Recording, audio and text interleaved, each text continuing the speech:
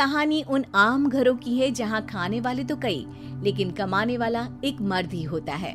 बावजूद इसके उससे उम्मीदें कम नहीं होती। देखिए जी, सामने वाले वर्मा जी कैसी अच्छी तरह से सफाई करते हैं छुट्टी वाले दिन अपने घर की, और एक आप हैं। अरे यार, उनके पास कार है, ऑफिस पास में है और हफ्ते में 2 दिन की छुट्टी होती है, तो फर्क तो पड़ता है ना। मेरी तो शादी ही गलत हो गई। अरे कोई मस्त लड़का मिलता, कमाता भी, घुमाता भी, घर के कामों में भी मदद करता, लेकिन नहीं जी, हमारे वाले को तो कमाने से फुर्सत ही नहीं, और कमाई भी ऐसी कि कोई जरूरत पूरी ही नहीं हो रही है। सुनील बेचारा शीना को देखकर सोचता है कि शीना सही कह रही है।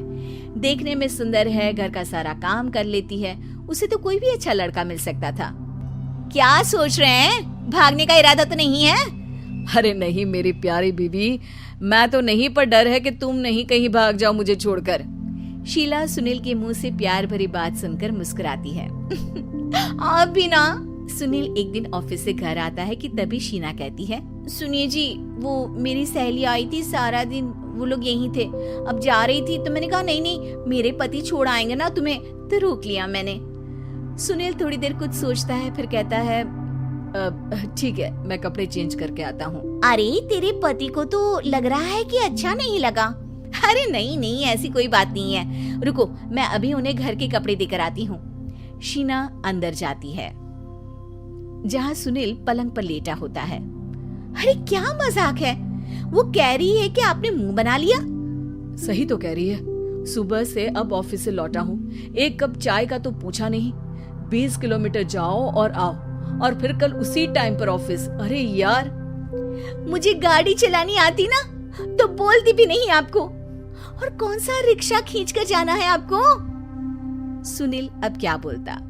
रात देर से आता है और सो जाता है। अगले दिन शरीर दर्द हो रहा है। अरे तो मत जाओ ना ऑफिस, चलते हैं ना मार्केट घूमने, फिर पिक्चर देखेंगे और रात में खाना खाकर घर वापस। सुनील जब सारे दिन की थकान वाला शेड्यूल सुनता है तो वो सीधे सीधे ऑफिस के लिए तैयार हो जाता है।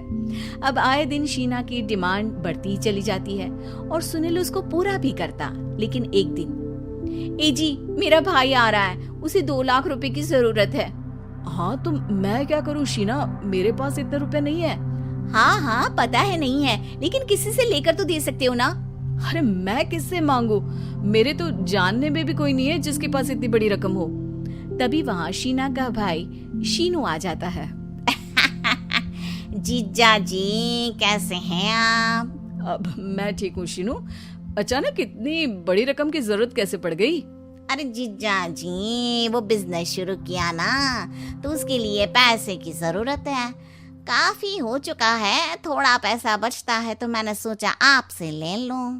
अब देखो, मेरे ऑफिस में कुछ लोग हैं जिनकी सेविंग अच्छी है, मैं उन लोगों से बात करके देखता हूँ। सुनील ऑफिस से किसी से पैसे लेकर शीना को दे देता है। शीना वो पैसा भाई को दे देती है 2 महीने बाद। अरे यार शीना, वो ऑफिस वाला आदमी अपने पैसे मांग रहा है, कैसे दूं? अपने भाई से बोलो ना पैसे दे दे।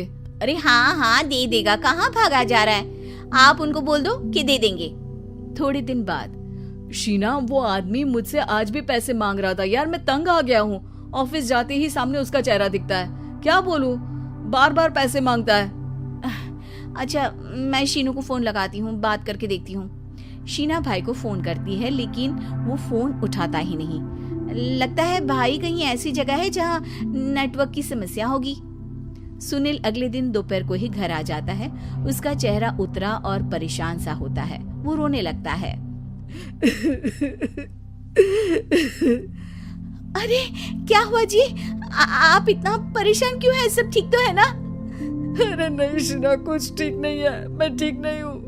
तुम्हारे भाई के लिए मैंने जो पैसे लिए थे, उस आदमी ने आज भरे ऑफिस में सबके सामने मेरी बेइज्जती कर दी।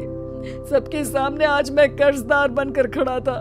मैंने हर वो प्रयास किया घर चलाने के लिए जो मैं कर सकता था, लेकिन अब नहीं होगा। वो फिर रोने लगता है। अरे आप तो औरतों की तरह रो रहे हैं, मर्द हैं आप। क्यों, आदमी के सीने में दिल नहीं होता, या फिर वो इंसान नहीं मशीन होता है? अरे मैं थक चुका हूँ शीना, तुम समझती क्यों नहीं? मैं भी शारीरिक और मानसिक रूप से थकता हूँ, मैं भी आराम करना चाहता हूँ, सुकून चाहता हूँ। मैं अब कुछ नहीं कर सकता। कुछ नहीं। वो बैठ जाता है। शीना पति को हैरान परेशान देखकर चुप हो जाती है। अगले दिन, सुनिए, ये लीजिए 2 लाख रुपए, उस आदमी को दे दीजिए और बोल दीजिए कि आज के बाद किसी को पैसे के लिए बेइज्जत ना करे।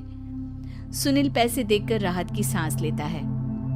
अरे शीना, तुमने तो मेरा बहुत बड़ा काम कर दिया। अब मैं शान से ऑफिस जा सकता हूँ, लेकिन ये पैसे आए कहाँ से? ये पैसे मैंने अपने गहनों को गिरवी रख कर लिया है। तुम ठीक रहो, निश्चिंत रहो, मैं बस यही चाहती हूँ। मुझे माफ करना, पर अब मैं समझ चुकी हूँ कि मर्द को भी दर्द होता है।